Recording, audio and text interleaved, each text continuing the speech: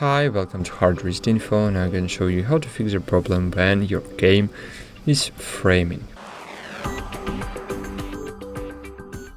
Yeah, I know you don't see it right now, but right now my game works in 30 FPS, so everything is very clutchy here. So I want to open options. So to fix it, we should open options. So open options, click display, and here just find frame rate limit and change it to 60, for example, or to unlimited.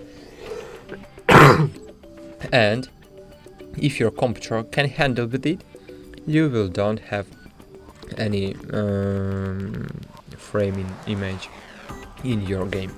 So that's it. Thanks for watching. Like this video and bye. See you.